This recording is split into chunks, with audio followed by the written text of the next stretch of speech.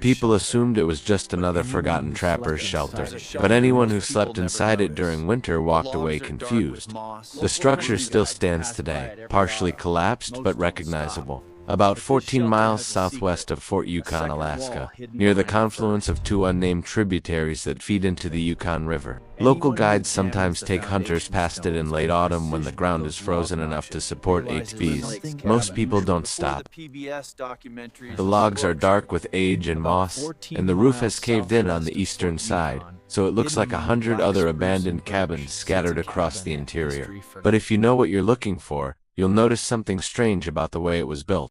The notches are too precise.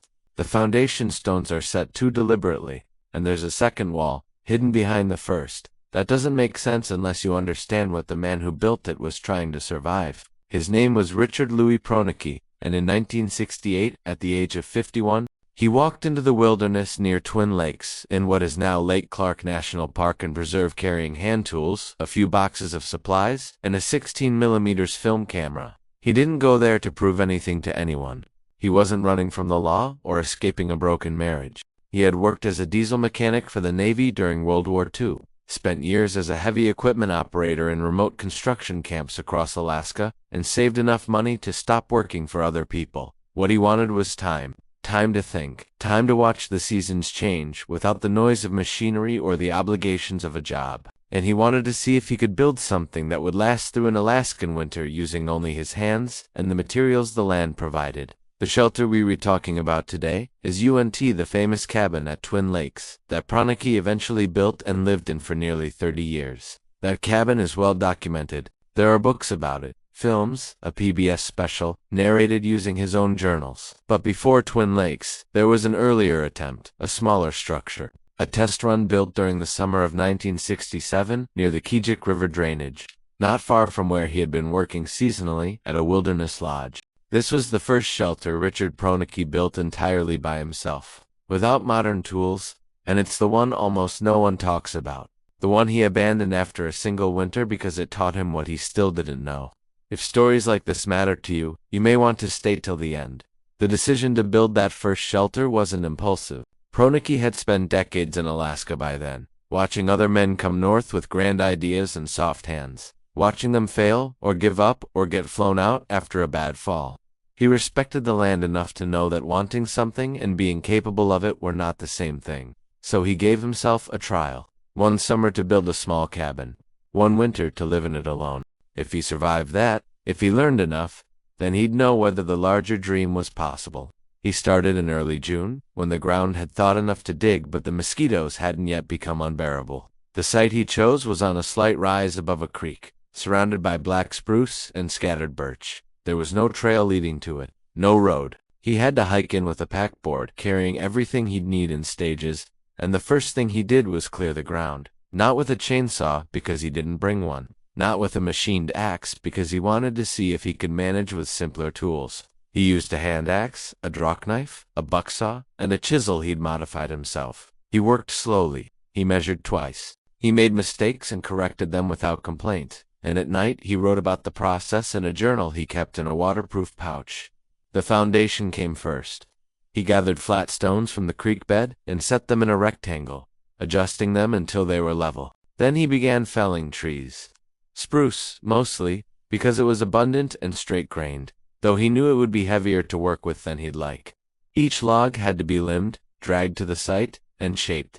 He used a technique he'd read about in an old forestry manual, scribing each log to fit the contour of the one below it, so the walls would be airtight without chinking. It took him 4 days to prepare the first 2 courses of logs. By the end of the first week, his hands were blistered and his shoulders ached in ways they hadn't since his years working construction, but the shelter was beginning to take shape. And Richard Proenneke was beginning to understand just how much he still had to learn. The problem with building alone in the wilderness is that no one checks your work. Proenneke understood this from the beginning, which is why he moved with such deliberate caution during those first weeks. Every mistake would compound. Every shortcut would cost him later, probably in the coldest part of winter when it would matter most. So he worked methodically, even when it felt inefficient, even when his body wanted him to rush. He knew that a man could survive a lot of hardship if his shelter was sound, but a poorly built cabin could kill him, even if everything else went right. By mid-June, he had the walls up to about waist height, and that's when he encountered the first serious problem. The logs he'd chosen from the nearby forest were drying unevenly. Some of them had begun to check, splitting along the grain as the outer wood dried faster than the core. It wasn't catastrophic, but it meant gaps. Small gaps that would let in wind and cold. In a modern cabin, you'd fill those gaps with synthetic chinking or insulation. Proenneke didn't have those materials. He had moss, which he could pack tightly between the logs, and he had a mixture of clay and grass that he planned to use as a sealant. But he also knew that moss compressed over time, and that clay could crack in extreme cold, so he adjusted his approach. He started selecting logs more carefully, choosing ones that had been dead for at least a year, already dried and stabilized. It slowed him down. It meant hiking farther to find suitable timber, but it was the right decision. The roof was a different challenge altogether. Proenneke had originally planned a simple gable roof with a ridgepole and rafters, covered in split shakes or sod. But as he worked, he realized the pitch he'd envisioned was too steep for the materials he had. The birch trees nearby weren't large enough to provide long, straight rafters, and splitting shakes by hand was taking far longer than he'd anticipated. Each shake had to be split from a section of log, shaped with the draw knife, and then smoothed so it would overlap properly. He could produce maybe 30 shakes in a full day of work, and he estimated he'd need close to 400 to cover the roof adequately. The math was discouraging, so he changed the design. He decided on a lower pitched roof, almost flat, which would require fewer materials and be easier to waterproof. He used shorter poles laid close together, covered them with a layer of bark, then packed sod on top of that. It wasn't beautiful. It wouldn't be the kind of roof you'd see in a carpentry manual, but it would shed water, and it would provide insulation, and that was what mattered. By early July, the shelter had walls and a roof. It was small, maybe 10 feet by 12 feet on the inside, with a single door opening facing southeast and no windows. Proenneke had considered cutting a window, but he didn't have glass, and he didn't want to lose heat through an opening he couldn't seal properly. He would live in dim light for a few months. That seemed a reasonable trade. The interior work took another 3 weeks. He built a raised platform for sleeping, using smaller logs and brush to keep himself off the cold ground. He constructed a simple shelf along one wall for supplies, and he built a fireplace. This was the most crucial element, and the one he spent the most time planning. He couldn't use metal for the firebox, so he built it entirely from stone, selecting flat pieces and stacking them carefully, using clay as mortar. The chimney was the hardest part. It had to draw properly, or the shelter would fill with smoke. He angled it slightly, creating a draft, and he extended it above the roofline by nearly 2 feet. The first time he lit a fire inside, the smoke hung low for a few minutes before finding the chimney. He watched it carefully, adjusting the size of the fire, monitoring the draw. It worked, not perfectly, but well enough. By late July, the shelter was functionally complete. Proenneke stood outside it one evening, as the light softened, and the mosquitoes began their nightly assault, and he looked at what he'd built. It wasn't much. It wouldn't appear in any magazine, but it was solid, it was weatherproof, and it was his.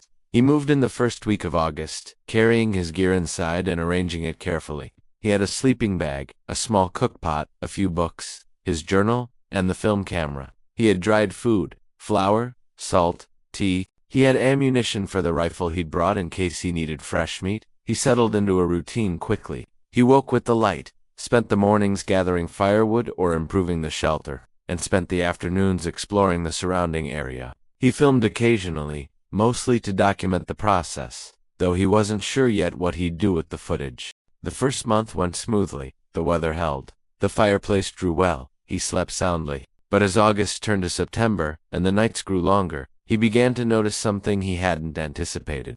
The cold came earlier than he'd expected, and it came harder. Cold is patient. It doesn't announce itself. It doesn't arrive all at once. It seeps in gradually, testing every weakness in your defenses, finding the gaps you didn't know existed. Proenneke felt it first in mid-September, when the temperature dropped suddenly one night, and he woke shivering despite the fire he debanked before bed. The walls were solid.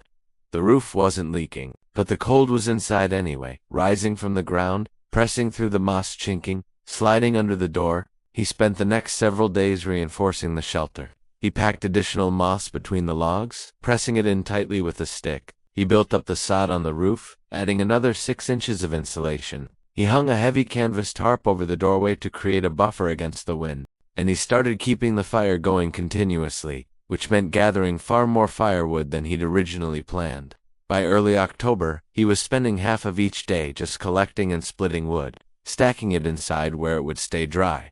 The isolation didn't bother him. He'd expected that. He'd spent enough time alone in construction camps to know his own mind, to know that solitude wasn't the same as loneliness. What surprised him was how much the cold demanded, how much energy it required just to stay warm, how much time it took to melt snow for water, to keep the fire fed, to prevent his gear from freezing. He began to understand that survival in winter wasn't about skill or knowledge alone. It was about endurance, about the ability to perform the same tasks over and over, day after day, without error, without relief. November brought the first real test. A storm moved in from the northwest, dropping temperatures well below zero and bringing heavy snow.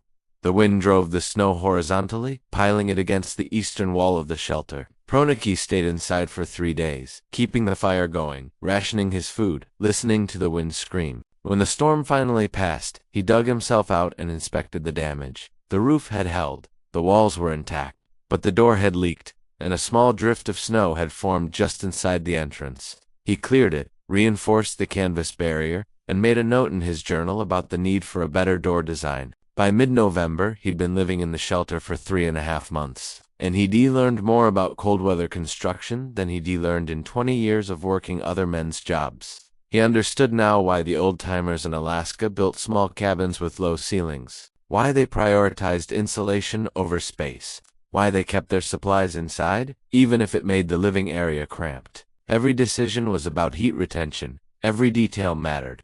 But he'd also learned something else. He'd learned that this shelter, as solid as it was, wasn't quite right. The fireplace worked, but it wasn't efficient. It consumed too much wood and didn't radiate heat evenly. The sleeping platform was too low, and cold air pooled around it at night. The lack of windows meant he had no way to judge the weather without opening the door, which let in freezing air every time. These weren't fatal flaws. He could live with them, but they bothered him, because he knew he could do better. In early December, as the days shrank to just a few hours of dim light, and the temperature settled into a steady deep freeze, Proenneke made a decision. He would stay through the winter. He would see this test through to the end. But come spring, he would leave this shelter behind and start again. He would find a better location. He would refine the design. He would build something that wouldn't just survive winter, but that would feel like home. He wrote about this decision in his journal on December 8th, in careful block letters by the light of a candle. He didn't frame it as failure. He framed it as education. The shelter had done its job.